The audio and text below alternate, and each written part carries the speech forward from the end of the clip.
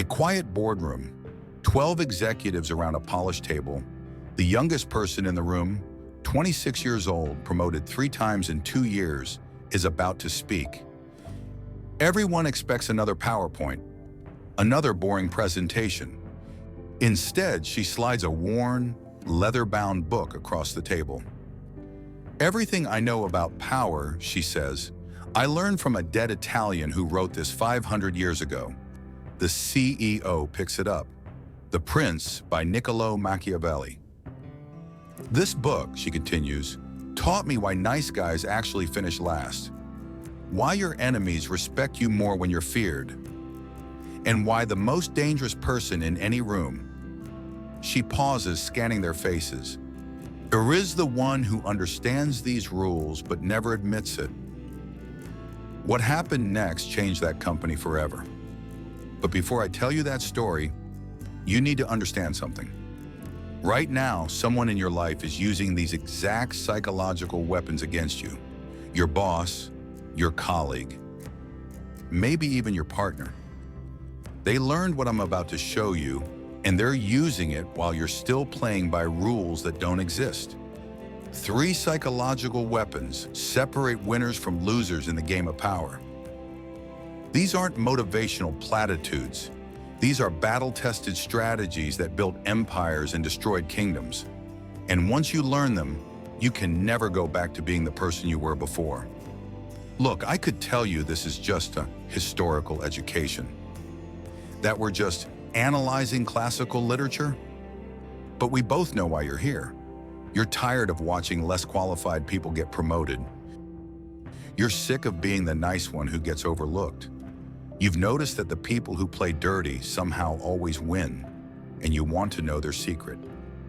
500 years ago, Niccolò Machiavelli was just like you, a middle manager in Florence watching corrupt politicians and incompetent leaders fail upward while good people got crushed.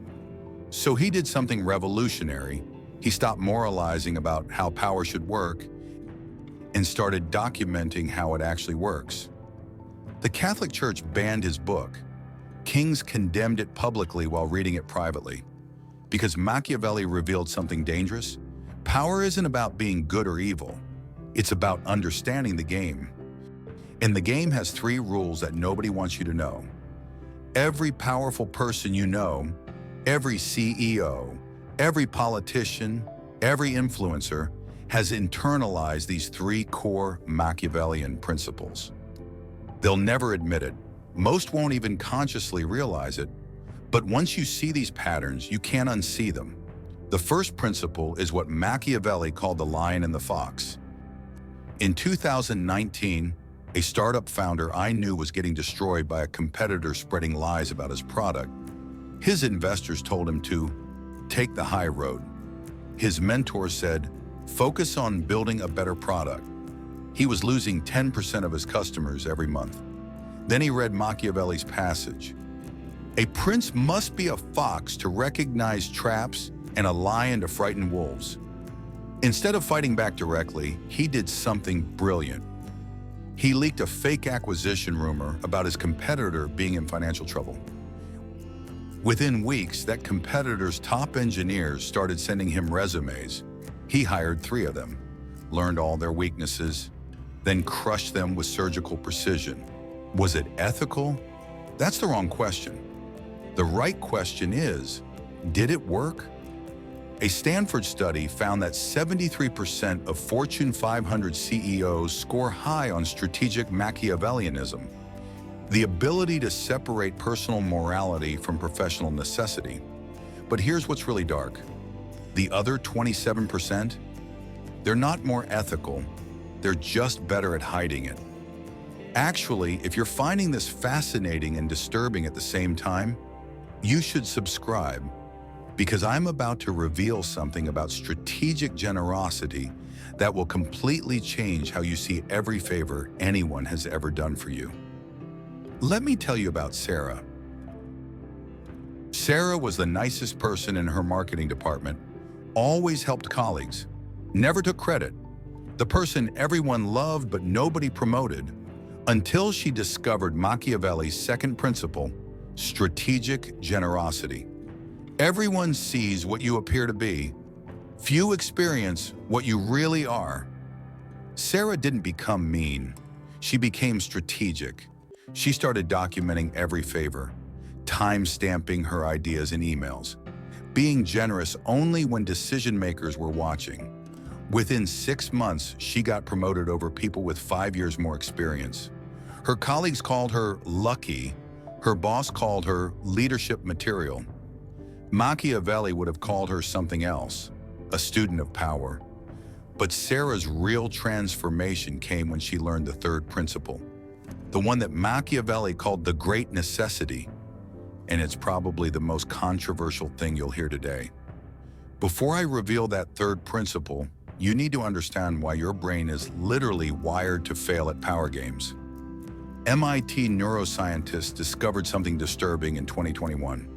When we see someone being ruthless but successful, our amygdala fires twice, once in moral disgust, once in primitive admiration. We're biologically programmed to both hate and respect power. That's why you despise your manipulative coworker, but secretly study their tactics. That's why you condemn politicians publicly, but vote for the strong ones privately. That's why you're still listening, even though part of you knows this information is dangerous. The third principle is the cruelty paradox. Soon I'm going to tell you about a Fortune 500 CEO who used this principle to save 10,000 jobs by destroying one person's life. You'll hate him for it. You'll also understand why he had no choice. But first, we need to talk about the biggest lie you've been told about power. It's better to be feared than loved. Everyone knows this Machiavelli quote. Almost everyone gets it wrong. Here's what he actually wrote. It's better to be feared than loved if you cannot be both. Marcus ran a tech startup with 50 employees. He tried to be everyone's friend. Pizza Fridays, open door policy. We're all family here. The company was bleeding money. When he finally had to lay off 10 people, they didn't just leave, they sabotaged him. Bad Glassdoor reviews, stolen client lists. One even started a competing company with his proprietary code. Why? Because when you betray family, you create enemies. When you disappoint employees, you create former employees. This is why every successful leader maintains what Machiavelli called terrible distance. Close enough to inspire, far enough to command. Jeff Bezos doesn't eat in the Amazon cafeteria. Elon Musk fires people via email. They understand something you don't. Love makes you weak, fear makes you isolated, but respect makes you powerful. Now let me tell you about that CEO in the cruelty paradox. 2008 financial crisis, major bank about to collapse, 10,000 jobs on the line. The CEO had two options: spread the pain equally, 10% pay cuts for everyone, or find a scapegoat. He chose option 2. He publicly fired his CFO, his best friend of 20 years, blaming him for reckless risk management. It was a lie. They'd made every decision together. The board was satisfied. The stock rebounded. 10,000 people kept their jobs. The CFO never worked again. Died of a heart attack 3 years later. Here's the Machiavellian truth. That CEO saved more lives than any charity ever could. He also destroyed his best friend. Both statements are true. Both statements are incomplete. Because Machiavelli's real lesson is this: sometimes the cruelest choice is the kindest option. But here's what's really going to mess with your head. You've already been using these principles. You just didn't know it. Every time you've laughed at a boss's unfunny joke, taken credit for a team effort, stayed quiet when someone else got blamed, networked with people you don't like, pretended to agree with someone powerful, you've been playing Machiavelli's game. The only difference between you and the people at the top? They play it consciously. Harvard researchers found that people who score high in adaptive Machiavellianism earn 34% more over their careers, and are 5 times more likely to reach executive positions. But they're also 3 times more likely to be divorced and 4 times more likely to have anxiety disorders. Because here's what Machiavelli never told you. Power isn't free. It's a loan against your soul, and the interest rate is everything you used to believe about yourself. Actually, you know what? If this is making you uncomfortable, share it with someone who needs to hear it. Sometimes the most important conversations start with, "You won't believe what I just learned." So now you have a choice. You can close this video, go back to your life, keep being nice, keep being overlooked, keep wondering why worse people keep winning.